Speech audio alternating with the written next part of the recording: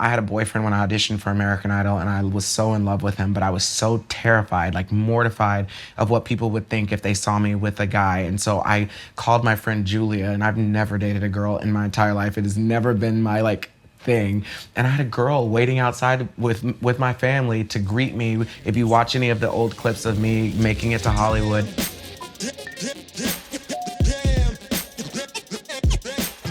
I'm in the Hollywood Hills, heading to the home of social media influencer, singer, songwriter, actor, and director, Todrick Hall. We're gonna talk race, the state of America, and his brand new album, Quarantine Queen.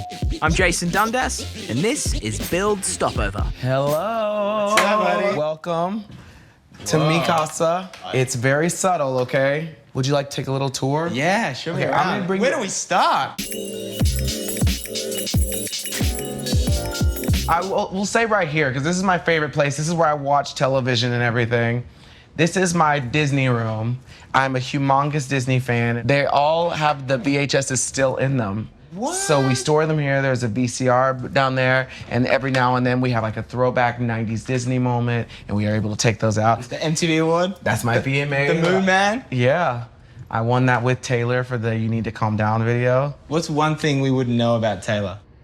One thing you wouldn't know about Taylor is that she's an excellent cook. She's such a great cook, and she also presents the food in a way that feels like it is Instagram worthy every single time. Wow. She gave me this guitar and she autographed it. It says, "To Todrick, my everything, my favorite heartthrob, my inspiration and ultimate prince of luxury, love Taylor Swift." This is the cover of Billboard magazine. It was during Pride Month, and it happened to be right around the time that all of the protests were happening. Yeah.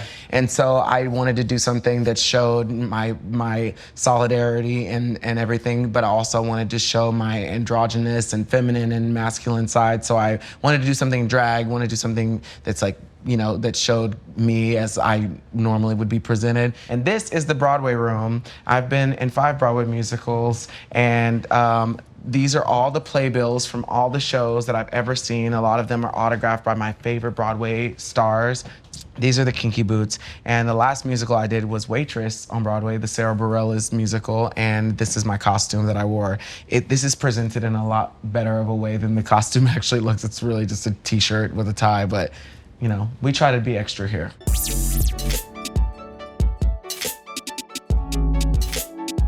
Right now, the whole world is watching America with what's going on with the protests around racism. I noticed on Instagram you posted a picture down, I think it looks like in front of the LA courthouse. Maybe it's in downtown LA. Mm-hmm. That was back when there was a lot of stuff going on here in LA. What's your perspective, and how do you describe what's going on right now in the US? Well, for me, it has changed my life. I've been one of those people who has been fortunate enough to have a lot of relationships with people who don't look like me and who have different backgrounds, but who have been willing to listen to my story and make me feel heard and seen and cared about. But I have so many friends that look like me, whether they're part of the LGBTQ+ community or if they're just a minority, a person of color, who have just felt it has been an unsafe place for them to talk to white people or people who are the beneficiaries of privilege on a daily basis. And I think that it has caused a lot of people, whether positive or negative, a lot of people think that this is a really negative time. And while I have definitely had moments where I am embarrassed to be a part of the shit show that is America right now, I have never been more happy to be alive and to be a content creator in this time where people are for the first time opening their eyes, recognizing their privilege, having conversations with their friends. You released Quarantine Queen. Yeah. Was this a concept where you were in the process of making an album and then COVID hit and you switched gears, or did COVID hit and you went, damn, I need to make music? I think the first one, actually. I am supposed to be working on an album that's going to come out next year, and I have a third part to my House Party trilogy that's supposed to come out.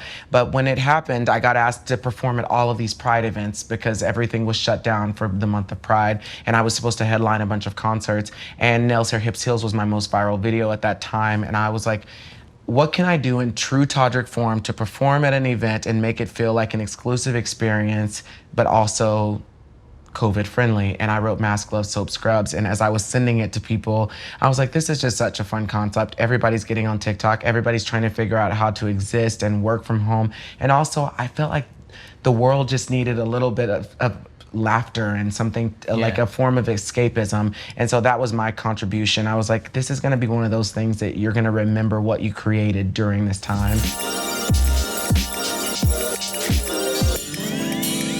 This is my actual bedroom.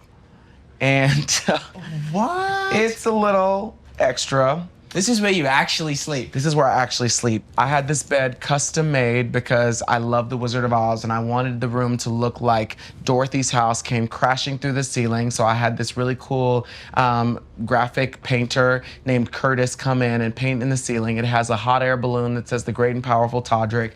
It even has Dorothy's, it has the shoes of the Wicked Witch of the East sticking out. Like this is an actual, you have roofing tiles, like this is a proper roof on your bed.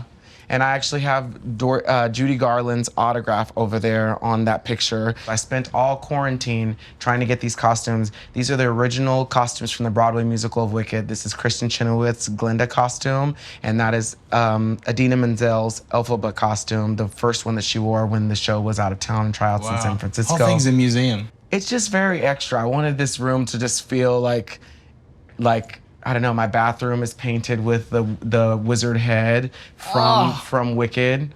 This is my safe haven. It's Todrick Hall at its max, you know? Yeah. Like I wouldn't expect anything else. Yeah, but you can't stay in here forever because I don't want you to, become corrupt or anything. So.